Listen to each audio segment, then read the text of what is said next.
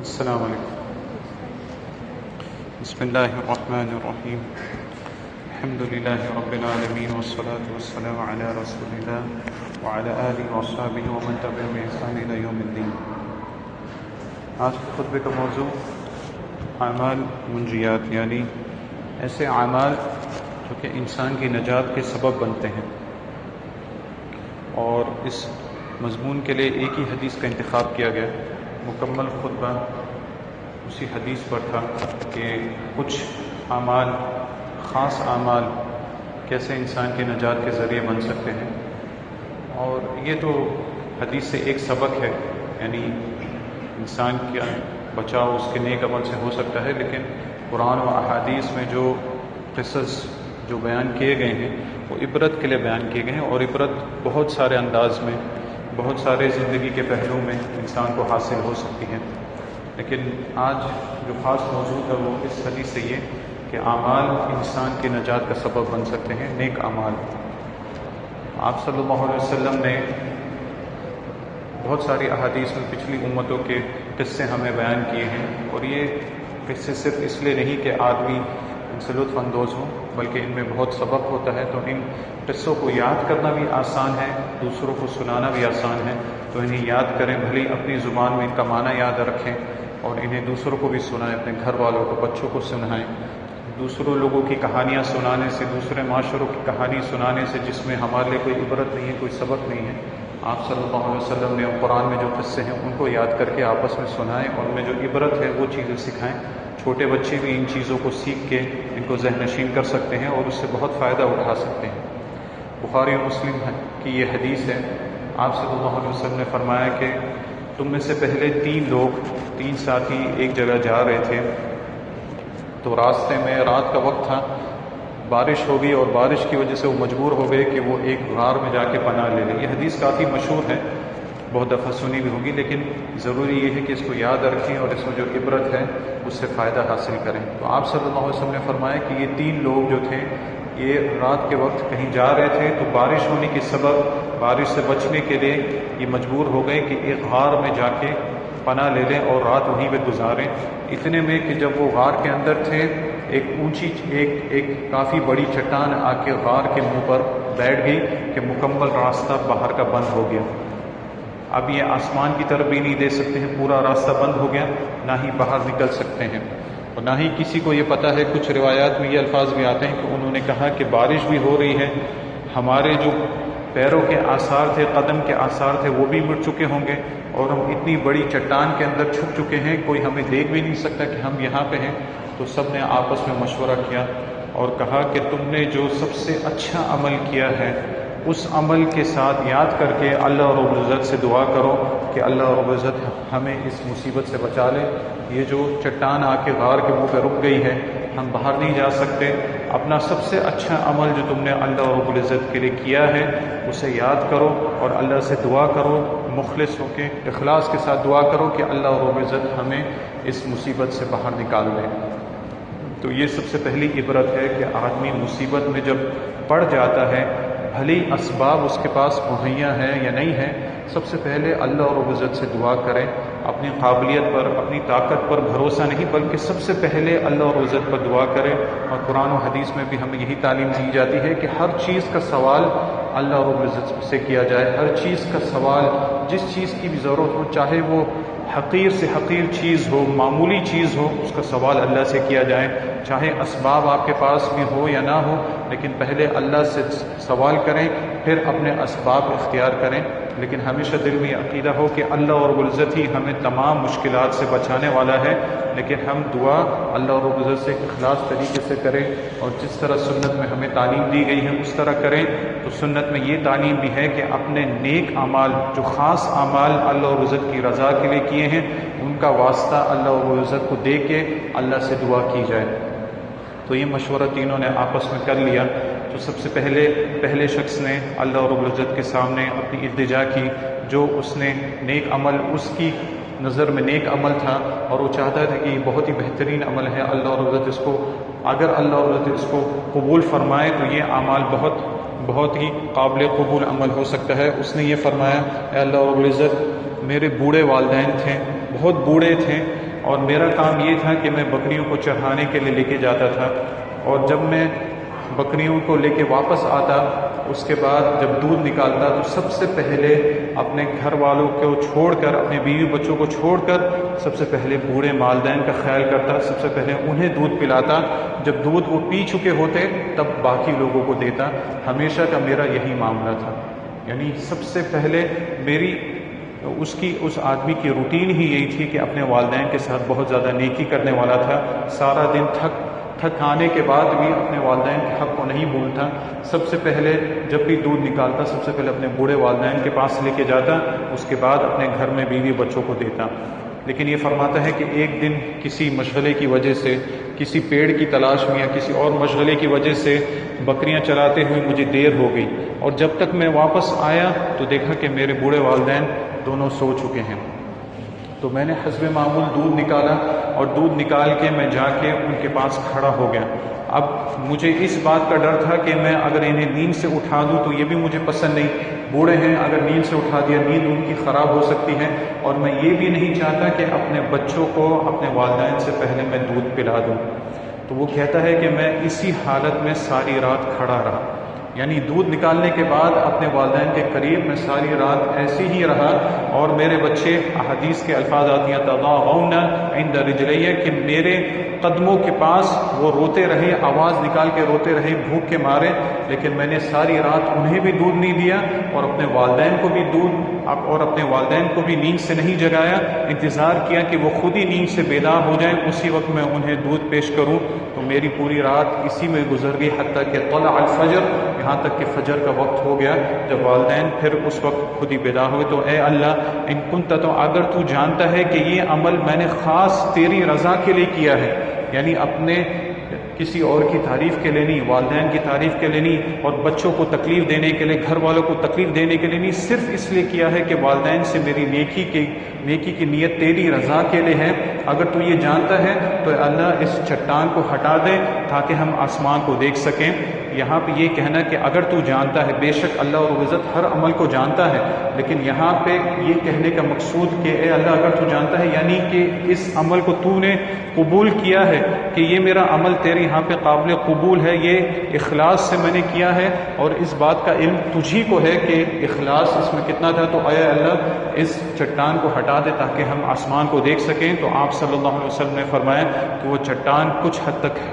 وہاں سے ہٹ گئی، لیکن وہ اتنی نہیں ہٹی کہ یہ لوگ وہاں سے باہر نکل سکیں۔ تو یہ پہلے شخص نے دعا کی اپنے نیک عمل کا واسطہ دے کے، جو کہ بر الوالدین، اور خطبے میں بتایا گیا کہ یہ عمل اللہ اور عزت نے اس کی جگہ جگہ پہ تاکید کی ہے کہ والدین کے ساتھ بر کا معاملہ، نیکی کا معاملہ کیا جائے۔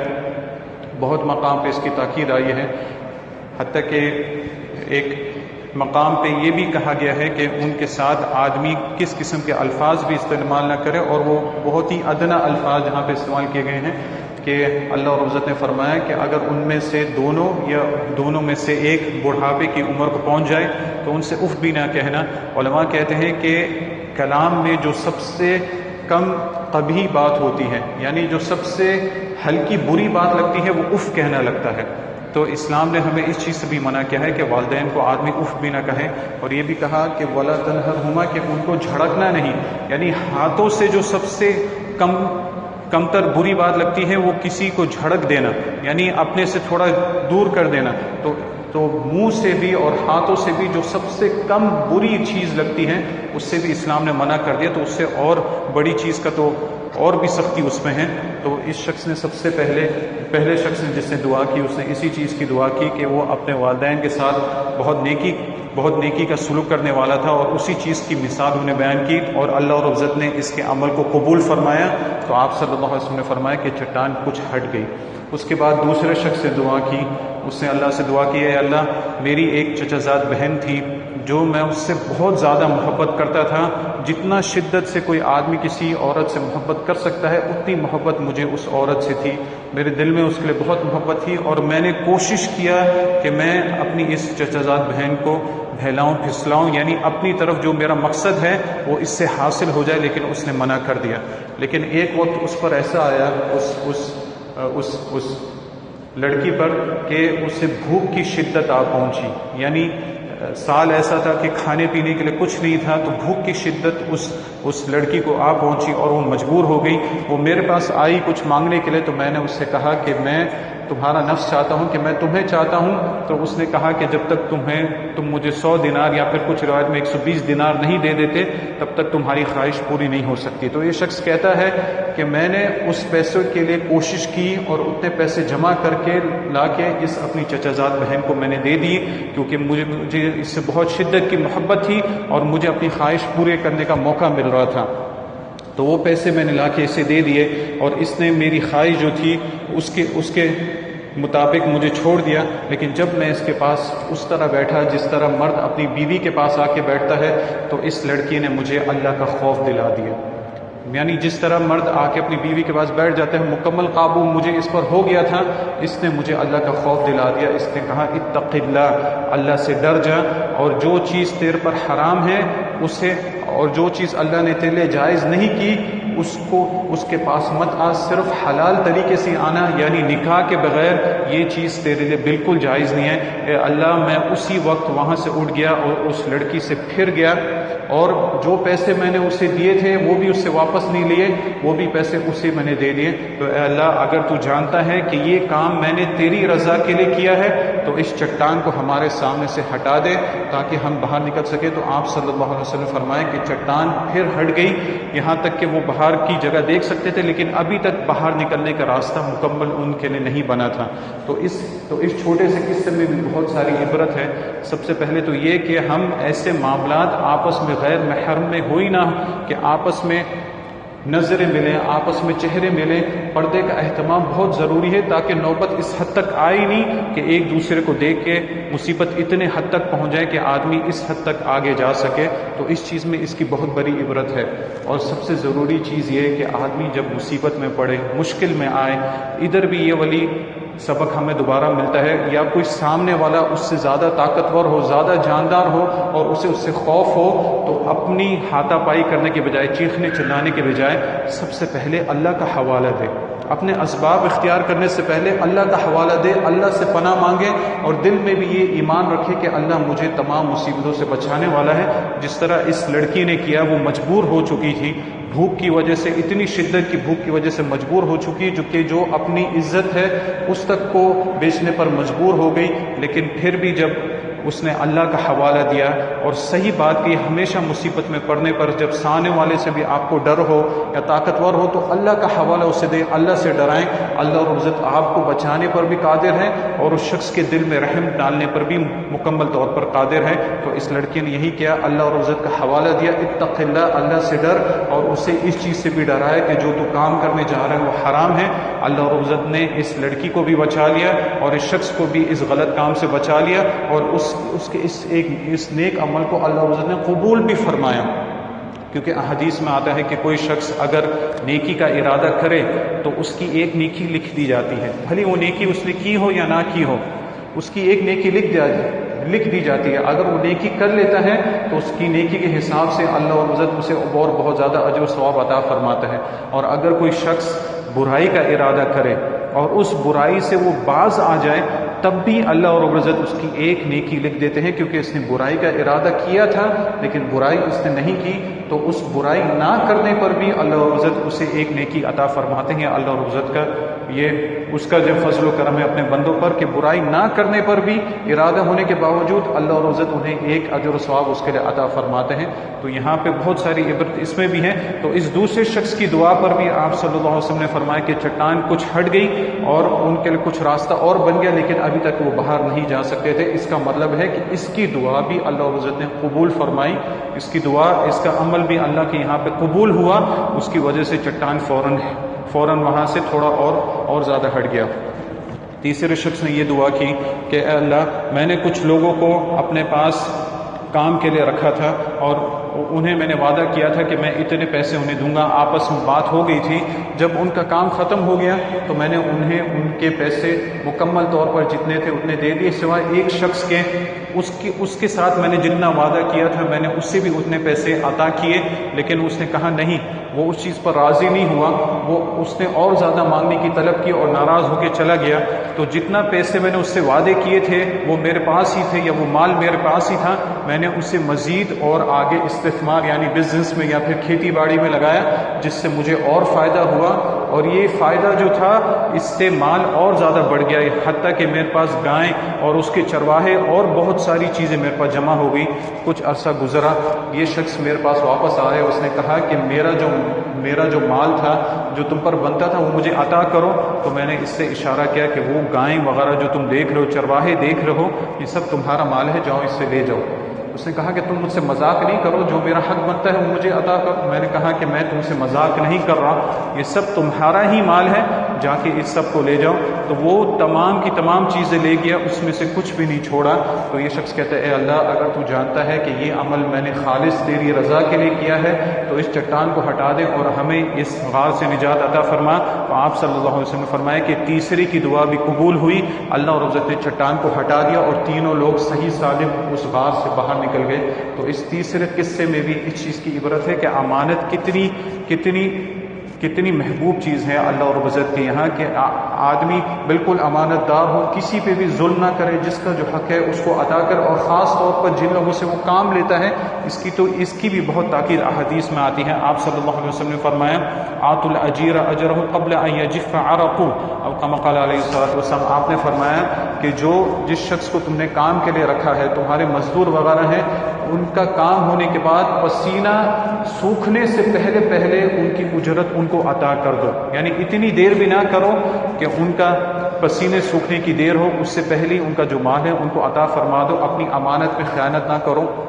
اور یہاں سے یہ بھی پتہ چلتا ہے کہ اس پر ذمہ داری تو اتنی تھی کہ جتنا وعدہ کیا تھا اتنا دیتا، لیکن اس نے اسی کا مال بزنس میں لگایا تھا اور اسی سے یہ فائدہ ہوا تھا، تو اس نے امانت اور زیادہ اچھے طریقے سے ادا کی، اس کے ساتھ جتنا بھی تھا وہ سب کچھ دے دیا، لیکن خالص اللہ رب العزت کی رضا کے لیے عطا کیا، تو اس کی دعا بھی قبول ہوئی۔ اللہ رب العزت نے چٹان کو پھر سے ہٹا دیا اور تینوں کے تینوں لوگ وہاں سے نکل گئے۔ تو اس چھوٹے سے قصے میں عبرت بہت زیادہ ہے، اور اس کے اوپر بات کی جائے تو علماء بہت ساری بات کرتے ہیں، لیکن اس میں جو خاص چیز یہ تھی کہ کچھ اعمال ایسے ہیں جو انسان کو بچا سکتے ہیں، انسان کی نجات کے باعث ہو سکتے ہیں، جیسے آپ نے بر الوالدین کا قصہ سن لیا، اور ایسا کہ آدمی اگر مکمل طور پر کسی گناہ پر اس کو قابو بھی آ جائے لیکن وہ اللہ کے ڈر کی وجہ سے اس کو چھوڑ دے، یہ بھی اللہ رب العزت کو ایسا عمل بہت زیادہ محبوب ہے۔ اور امانت صحیح معنوں میں ادا کرنا، کسی پہ ظلم نہیں کرنا، جس کا جو حق ہے اس کو مکمل طور پہ ادا کرنا، یہ بھی عمل اللہ رب العزت کو بہت زیادہ پسند ہے۔ اور خاص طور پر اس چیز میں جو